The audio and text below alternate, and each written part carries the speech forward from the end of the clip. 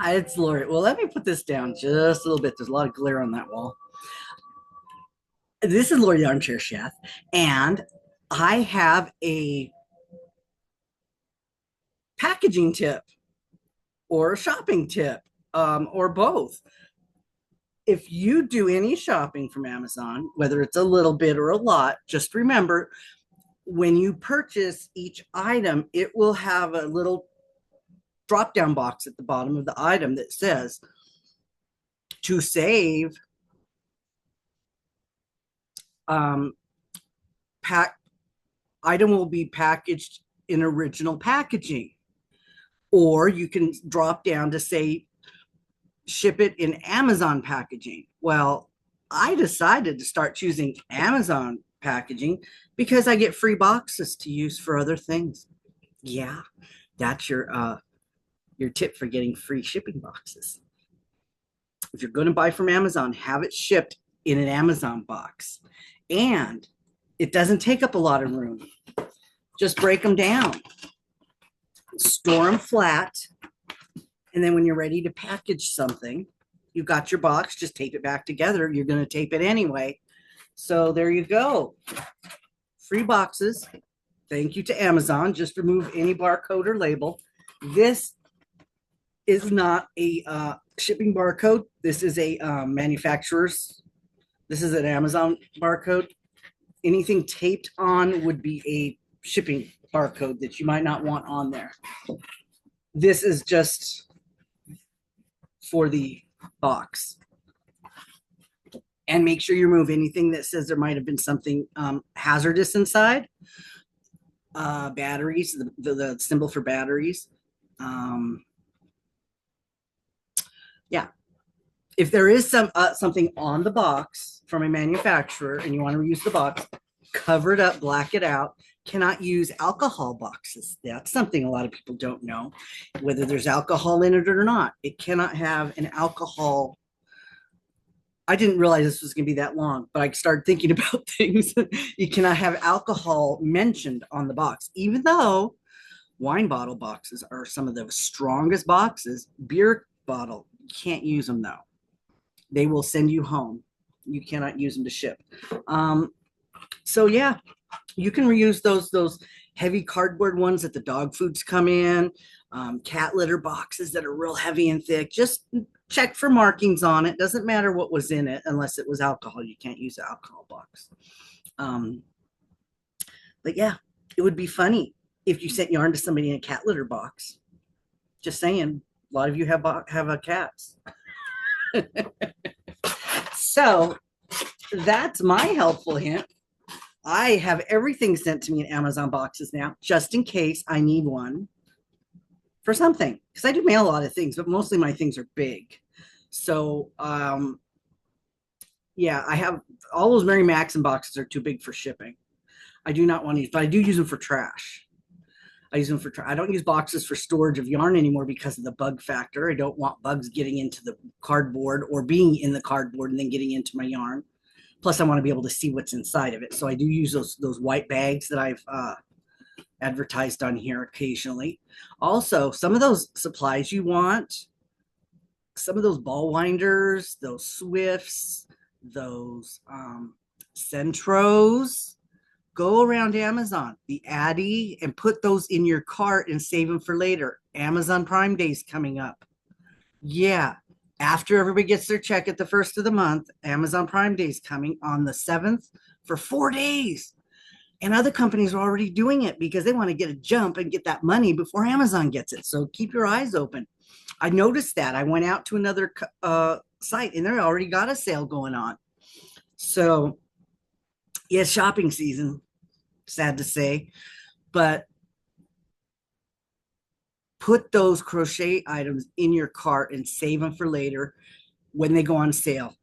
You'll have a message comes up that says prices on items in your cart have changed. There will be two sections, one where they went up and one where they went down. So you'll be able to see anything that's in there. I have a lot of stuff in there because I saved it over a long time. And eventually I go through and delete stuff because it's like, I don't need that anymore, or I don't need two of them. So yeah, it'll notify you if that price went down. You don't have to go through the whole list to look. You can look at the little list it gives you and then go find it and add it to your cart and get the better price. The electric fall winders that people are using, the neck lights, some stuff, a new tripod with a light on. Some of them go really small.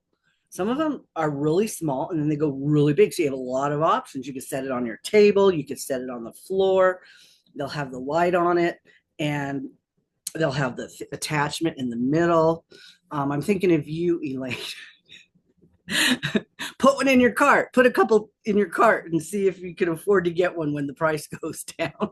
Because your poor husband, he can only do so much. And I know my husband used to fix stuff too. um, so yeah, there's, if you need a printer, actually Walmart has a really good prices on printer. Almost all the time they're very cheap. Just a regular old printer. I always use a flatbed. That way I can scan things if I need to. And they're only 40 bucks. So a regular printer is going to be less than that, like 28 bucks. If you need a printer for you need a printer for your shipping so that you can start using a third party and get cheaper postage, put one in your cart now. See if there's one that comes down in price that you want to get. The ink cartridges are what's expensive. However, I go out and look for those too, and I put those in my cart. Sometimes the prices come down. I go out and get the generic ones. I try to always get the XL, but if you don't use it a lot, it's going to dry out. So don't buy the XL if you're not going to use it a lot, like maybe Lisa does. If you have an Etsy business, you'll use it a lot more. If you print patterns out, you're going to use it a lot more. You might want the XL cartridge. It's not that much more than the regular one, but I don't use it that much. And so they will dry out. I also only print in black and white unless I want color. Even though I have to have two color cartridges, I rarely use the color cartridge. Unless, because you can use the color cartridge to make black and white. But I just usually have it set to black and white. Then only one cartridge runs out. You need a little cart, you need some shelving, you need, what did I get? I got, oh, I watched a video and it showed how to keep your spider plants from dying. Because I remember we had a spider plant in California and it was on the front porch and we'd always forget to water it and it would die and then we'd water it and it'd come back, And I thought, well, that would be kind of fun.